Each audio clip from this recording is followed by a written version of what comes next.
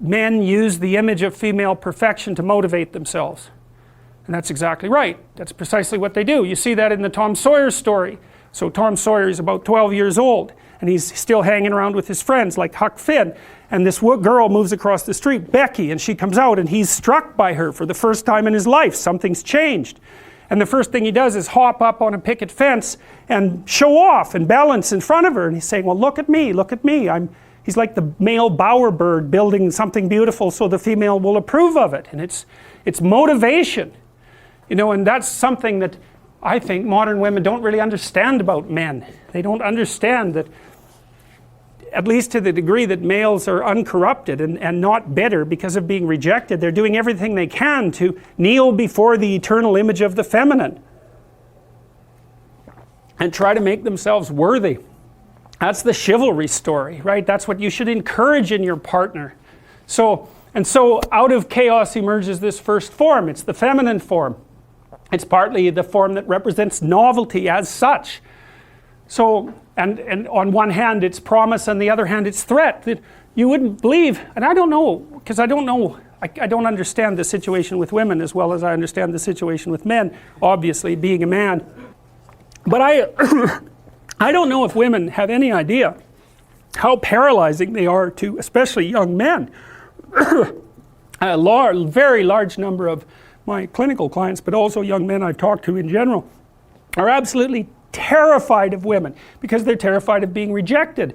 And the terror exists in precise proportion to their attraction to the woman, which is a horrible paradoxical situation to be in. It's often why men make such fools of themselves in front of women that they're attracted to. It's because, first of all, they don't see the woman that they're attracted to, because what the hell do they know about her? They don't see her as an individual. They see her as the manifestation of a judgmental ideal.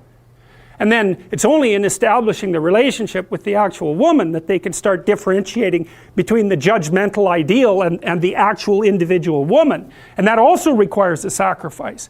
And the sacrifice is, you never can have an ideal woman.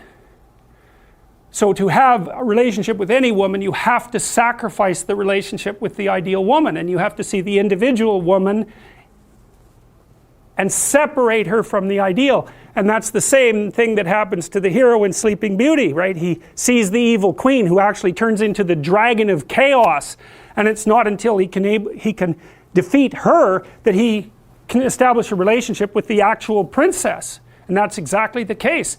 I had one of my clients who ran this men's group, which was quite interesting. One of the things they had the initiates do, which was very intelligent, was to go out and ask 50 women in one day for their phone numbers. Why?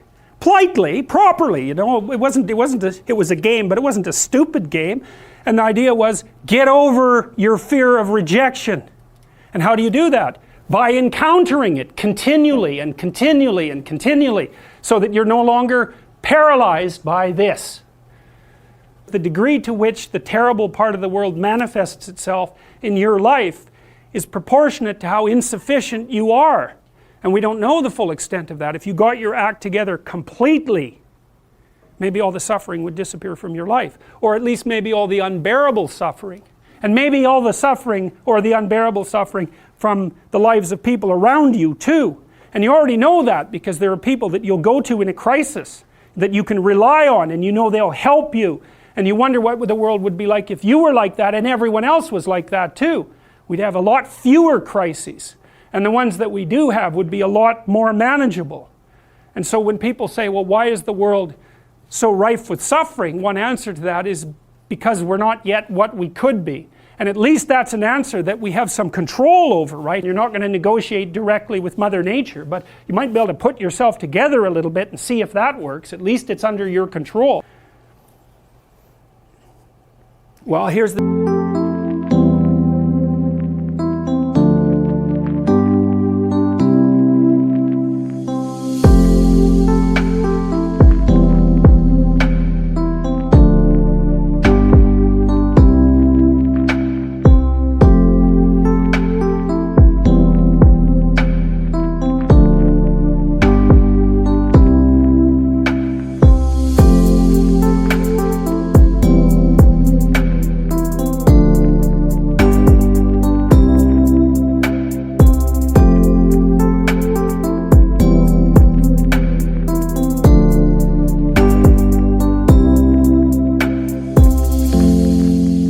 decomposition of the fundamental archetype.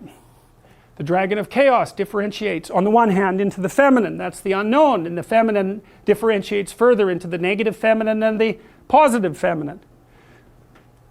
The negative feminine is the reason for witch hunts. It's the reason for, you know, there's a whole group online called Men Going Their Own Way, MGTOW. That's a very interesting group to go study. There's lots of them. I don't know how many of them there are, and most of them are older. Many of them are men who've been through a particularly horrifying divorce for one reason or another, and they've had enough of women. So they tell the young men that they're teaching, never have a permanent relationship. Never share your territory with a woman. Never share your possessions. Make sure you never live together, and don't stay with one long enough to enter a common law relationship, because you will be stripped of everything that you have. The female has been manifested in their life only as the negative archetype, and they've got that confused with all women. And that's partly, you know, you got to ask yourself, if you know the mythological stories, maybe if you made the right sacrifices you wouldn't have so much trouble with women. It's a good question to ask yourself first.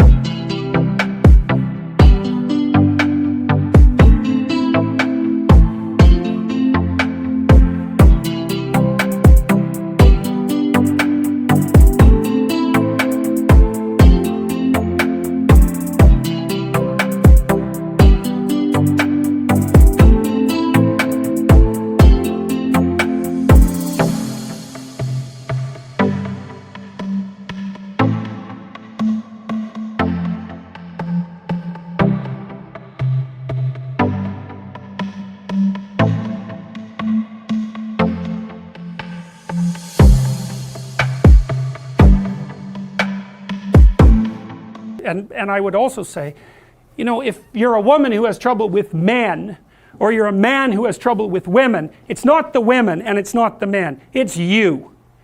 Because the women are telling you what's wrong with you, and the men are telling you what's wrong with you. And if you don't listen, then it's you. It's either you or all men.